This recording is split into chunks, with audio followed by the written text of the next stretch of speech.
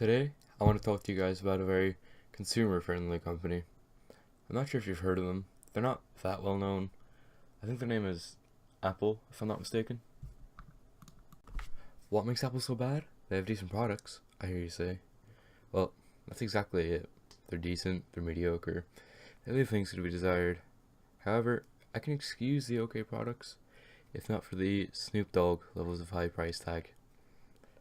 And the people who buy them automatically assume that, hey, they cost so much, they must be the best on the market. And it's not true. It's not. Oh boy. For those of you who don't know, Apple show their specs on their website, and oh my god, are they fucking miserable. For example, take this MacBook Pro, yeah? This seems like a decent product. It's as thin as the average Apple fanboy stick is long. It has the word Pro in it. It's gotta be amazing, right? Well, if we look at the specs for the superior model of the MacBook, we see that it has a 13-inch monitor, okay? And it has a 256GB SSD, looking decent so far. Look at this, 2.0 GHz dual-core Intel i5. Wow. Now, for those of you who don't know, which I presume is most of you, this is similar to some higher-end phones. Not $1,500 phones, less than that. This laptop CPU is close to the performance of most of your phones. Let that sink in. Alright, you want a powerful laptop? Well, I have this for you. It's got an i7-6700 HQ 2.6 GHz. It's got 12GB of RAM, 1TB of storage, and a GTX 970M. This is miles better than the MacBook is, and for only $1,300 instead of the $1,500 I mentioned before. I'm probably gonna put up some benchmarks of the graphic. Yeah, they're on your screen. Probably not. It's better. Okay, but there are other products that Apple make. Surely all of them can't be completely outclassed. Oh boy, silly Apple fanboy. Let's take a look at their phones. While simple and easy to use, they sure are as weak as the left arm of a professional masturbator. And you thought the MacBooks were bad. All of their phones are outclassed by laptops and desktop PCs in terms of price and power, but that's hardly fair. Instead, I present to you the HTC Desire 825. Only 1/3 of the price of that of the iPhone 7. Since the iPhone 7 loves to boast about its amazing camera, wouldn't it be funny if the cheaper phone had the better camera? Yeah, it would. It's only 1 megapixel more, but that still ends up with a crisper image. Now the front camera isn't as good, but this is fine, since the only thing the iPhone can do is take fucking selfies. Now the iPhone does come in 128 and 256GB models, but the HD has a microSD slot upgradable up to 256GB, so fairly even in that respect. Although you do have to pay a bit of extra money with the HTC, still going to work out cheaper in general. Now, I can't compare batteries because Apple are too afraid of showing their battery specs, but since they're reluctant to show it, I can assume it's inferior. We have a better laptop, a better phone. What else do we need? Let's have a browse to their website together and check out some of the... No.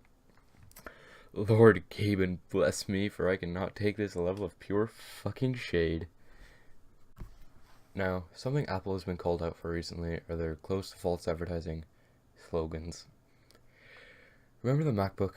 Well, the Apple Genius department decided on insert vaporwave voice here. Light years ahead. Yes, their computer's lightness are in proportion to their consumer's IQ, but still, years ahead.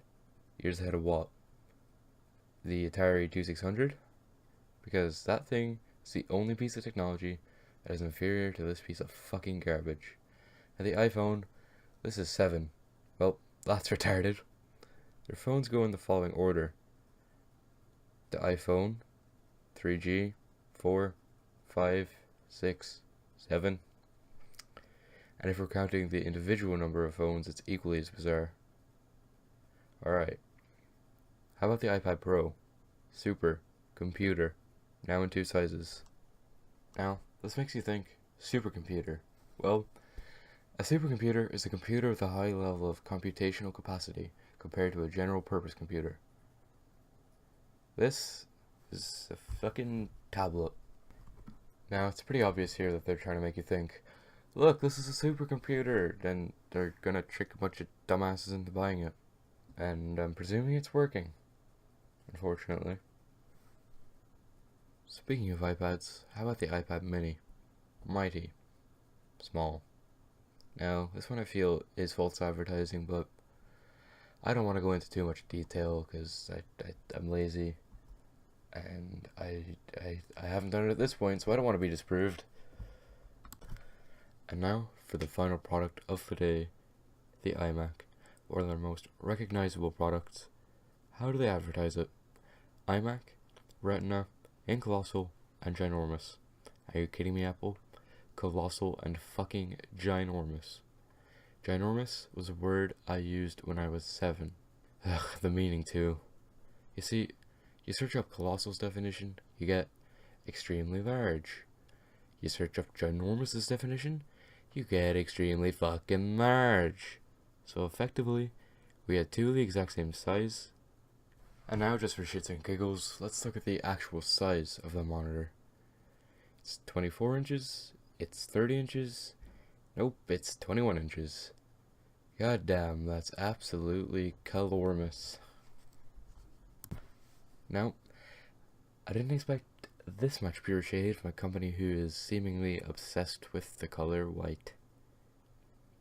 Well, if that made you smash your iPhone against the brick wall, I'd consider dropping the like. If then the subscribe, yeah, the subscribe would be nice. You're not gonna do that though, are you? If you actually made it to here, I salute you. You put up with a lot. You should get a medal, and a shiny medal at that. A very shiny medal, actually. Maybe even a golden one. Have I reached 10 minutes yet?